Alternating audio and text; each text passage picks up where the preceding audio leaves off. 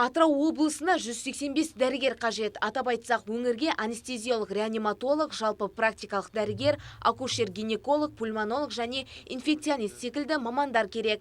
Бұл туралы облыстың бас дәрігері Қайсар Абдалиев брифинг кезінде мәлімдеді. Оның сөзінше, соңғы 6 айда облыста туу көрсеткіші төмендеген. Жыл басынан бері 7973 нәресте дүниеге келген. Өткен жылдың осы кезеңмен салыстырғанда 2%-ға аз. 6 ай ішінде 64 нәресте шетінеген. 2022 жылдың ұқсас кезеңімен салыстырғанда нәресте өлімінің абсолюттік саны 5 сәбиге азайды, көрсеткіш 7%-ға төмендеді. Нәресте өлімінің негізгі себептері нәрестелік кезеңнің себептерінен 70%, туа біткен ақау 8%, тыныс алу ауруларының себебінен 6%, оқыс жағдайлар мен улану себептерінен 6%, жұқпалы және паразиттарды ауруларымен 3% және басқа да жағдайлар 3%-ді құрап отыр. Бас дәрігердің айтуынша 2025 жылға дейін 30-ға жоқ медициналық нысан бой көтереді. Оның 8-нің құрылысы биыл аяқталмақ. Сондай-ақ осы жылы 12 ғимараттың құрылысы басталады. Олардың арасында Атырау қаласындағы Өркен және Нұрсая ықшамаудандарындағы емхана мен жедел жәрдем станциясы да бар. Бибігүл Таңатар, Әділхан Занеденов, Каспиан Ньюс. Сарыөзек ықшам ауданындағы бірнеше жылдан бері асфальтсыз жатқан мына жол жаңбыр жауса ми балшыққа, жаумаса көкшаңға айналады. Шағын ауданда мектеп пен балабақшаның жоқтығынан балаларды арнайы автобус келіп алып кетеді. Алайда ол да мына асфальтсыз жолмен жүргісі келмейді. Ал биыл басталған жол құрылысының бітетін түрі жоқ. Қара жолмен жедел жәрдем көлігінің де келуі қиын дейді тұрғындар. Олар әкімдіктен асфальт төсеуді сұрап жауаптылардың алдына талай барыпты. Ақыры көптен күткен құрылыс жұмысы биыл наурыз айында басталған. Бірақ басталмай жатып шаруа тұрып қалыпты. Жол бойынша жол дейтін мынау басталған иншай болды уже. Бір топырақтың бетін күн бойын қарады, таңертең бір, кешке бір су шашады болды. Басқа ешқандай жұмыс жоқ. Арғабасқа баратындар, Арғабастың асфальттан түсіріп кетеді. Мыналар ана асфальтқа келіп түсіріп кетеді. Ол асфальттар ойқы жоғы былтыр ной саламыз деп бастады, солаймен тасатқа ойылып жатыр жерінен. Балдар ебіл-себіл, аяғына резина түспейді. Ата-аналар барады, ана шеккен резинаны алып барады, қайтқанда резина 3 бала ма 4 бала ма резина алып күтіп алады алдынан. Балдар көп, шүкір енді қазір 2 автобусқа сыймайды. Гагарин школына барады, бәрі опыр-топыр. Енді айта берсең сөз көп, мана үй берсең топырақ көп деген мақал бар ғой. Енді айтудан кемде емес. Басын бастадырады, что-то ешкім көрінбей қалды, соған халық алаңды болып отырған. Жақында ғана тағайындалған қала әкімі Шәкір Кейкен Сарыөзек тұрғындарымен кездесіп, жол салып беруге уәде етіпті. Ол қала басшысының орынбасары болып тұрғанда да осы ауыл халқымен кездесіп, асфальт төсеуге уәде еткен екен. Ағымда жылдың ашық электронды конкурстың нәтижесі бойынша осы жылы МКДСМ деген мердігер мекеме отқан болатын. Жұмысты осы жылы бастады. Жұмыстың ұзындығы, жолдың ұзындығы 4 километр. Қазіргі таңда бүкіл жолдың өлшемі және де бүкіл бірінші бастамасы басталды. Жоспар бойынша жол 2 жыл бойы салынуы тиіс, бірақ халықтың талабын ескереміз деген жауапты бөлім қызметкерлері жұмысты жыл соңына дейін бітіреміз деп уәде берді. Бибігүл Таңатар, Фархат Тәжбаев, Каспиан Ньюс.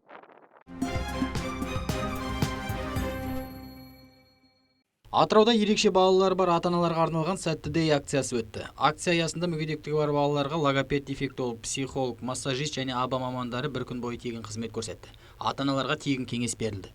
Сәттідей деген шараға бірінші рет қатысып отырып, балам да келіп отыр. Мемлекет тарапынан осындай шара ұйымдастырылып, менің балама мүмкіндік берілді бүгін.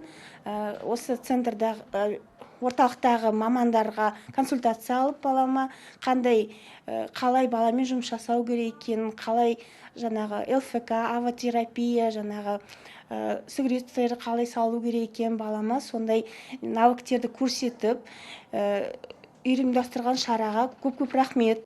Акцияны ішкі саясат басқармасына қарасты азаматтық орталық мекемесінің қызметкерлері өткізді. Олардың сөзінше дәл осындай іс-шара былтырда ұйымдастырылған.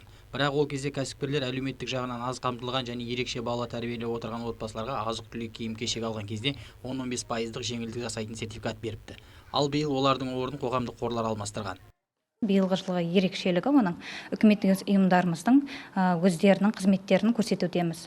Оның ішінде жүректен жүрекке қоғамдық қоры, Зейін Атырау балаларды дамыту қоғамдық қоры, Жанеркемай Атырау қоғамдық қоры, Болашаққа қоғамдық қоры өңірдегі мияларына зақым келген, сөйлеу қабілеті тежелген, дене қимылдары баяу дамыған ерекше балаларды қабылдауға бір күндік қызметтерін тегін көрсетуде. Сәттідей акциясы аясында 52 балаға тегін қызмет көрсетілді. Ресми дерек бойынша қазір облыста 4000-нен астам мүгедек бала бар.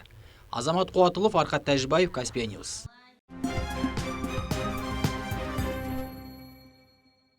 Нұртай Сайтқалиев дипломын қолына жақында алған жас маман. 4 жыл бойы қозғалысты ұйымдастыру, көлікті басқару және логистика мамандығын меңгерген. Әзірге жұмыс табыла қоймапты. Еңбек жолын өз мамандығы бойынша бастамақ ниетте бос жұмыс орындары жәрмеңкесіне түйіндемесін алып келіпті.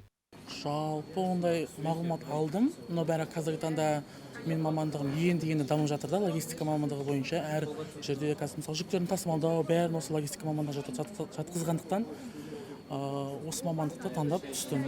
Проблемамыз деп айтайын, қазіргі таңда жастарымыздың көбісі жұмыссыз, біздің бәрі де дипломмен алады, бірақ дипломдар үйде шамбас жатады. Бұнда жәрмеңке көп болған, конечно, әрине қалаймыз.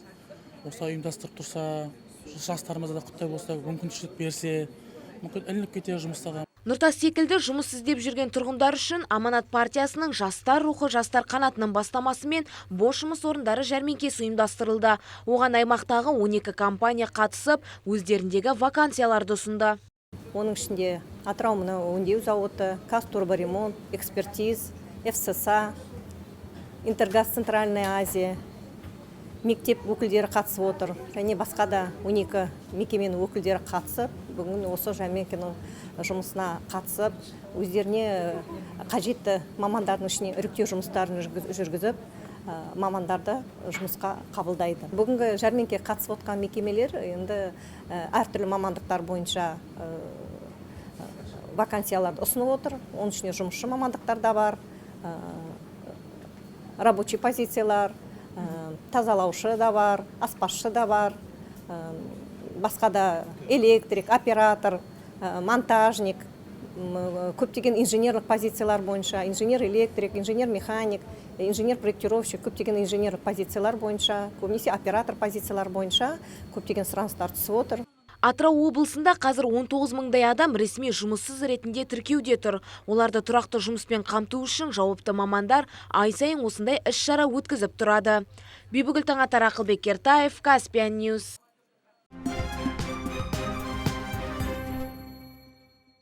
Жылыой ауданының басшылары мен мәслихат депутаттары теңіз кенішіне барып 30-дан астам мекеменің өкілдерімен кездесті. Кездесуде депутаттар ауданда жұмыссыздар санының көбейгенін айтып, жергілікті тұрғындардың жан айқайын жеткізді. Және жұмыс берушілерге ең бірінші кезекте жылойлықтарды еңбекпен қамтуға жеттігін ескертті. Жылойда лесмонтажник жоқ па? Жылойда разнорабочий жоқ па? Жылойда қарапайым халықтың жұмысын адам жоқ па деп ойлаймын. Инженер жігіттерді қазір айтып отырсыздар, жерде инженер жаңағы мамандықтар жөнінде қаншама біздің қазір жастарымыз жұмыссыз жүр. Осылардың бәрі осы жерге келіп жұмысқа қамтуға негізінде қандай қиындығы бар? Жылой халыққа сендер келесіңдер, басқа облыстардан келетіндер. Сіздер кетесіңдер елдеріңе 14 күн 28 күннен кейін. Міндетті оң жетіп қалатын біздің Жылойдың халқы. Біздің оның оң жетіп отқан біздің халық бұнымен жұмыспен неге қамтылмайды? Неге біздің халық үйінде отыру керек? Қарапайым рабочийлардың өзі, лесомонтажниктердің өздері осы жақтан әкеліп жұмысқа орналастырасыңдар. Бұл деген не масқара? Сондықтан біздің әрбір Жылойдың азаматы жұмыспен қамтуға міндетті деп ойлаймыз.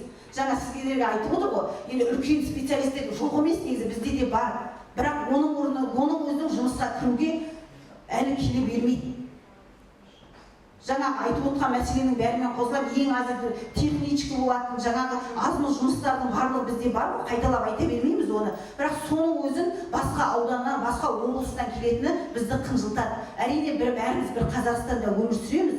Мынау Жылойдікі, мынау басқаныкі деп біз бөлгіміз келмейді. Дегенмен де ең болмағанда әрбір мекеме 30%-дан адамды қамтығанда бізде мынадай үлкен проблема болмас еді. Ресми деректерге сүйенсек, сенімді құрылыс Ариадна ККТС, Велестрой, Аксенджи Кутинг Групп және Далара Оверсиз ЛТД мекемелеріндегі жылойлық жұмысшылардың саны 20%-ға да жетпейді. Кейбірінде 1-3-5% шамасында, өзгелерінде тіпті жоқтың қасы. Бүгінгі таңда LGP проектінде 7100-дей жұмысшы жұмыс жасайды. Оның ішінде 3100-і Атырау облысынан, оның ішінде 1000-нан астамы Жылыой ауданынан болады. Жылыой жұмысшылары бұл және СК және мердігер компаниялар жұмысшыларын санаған кезде бұндай санды құрайды.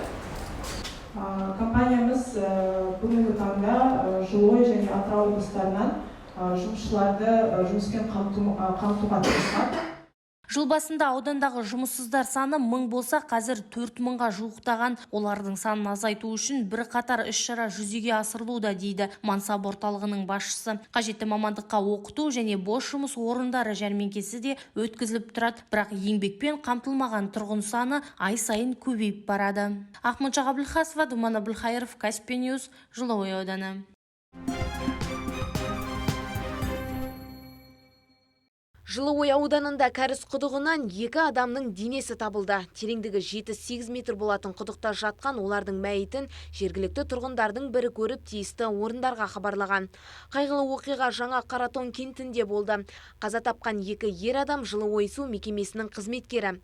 Кәсіпорын қаза тапқан жұмысшылардың отбасына материалдық көмек көрсетуге дайын. Аудандық төтенше жағдайлар бөлімінің басшысы Нариман Өтешев кәріз құдығын жөндеуге 5 адамнан тұратын бригада жұмылғанын мәлімдеді. Қазіргі кезде қайғылы оқиғаның жай жапсарын анықтап тексеру үшін еңбек инспекциясы арнайы комиссия құрды. Бибігүл Таңатар, Әділхан Занеденов, Каспий Ньюс, Жылыой ауданынан.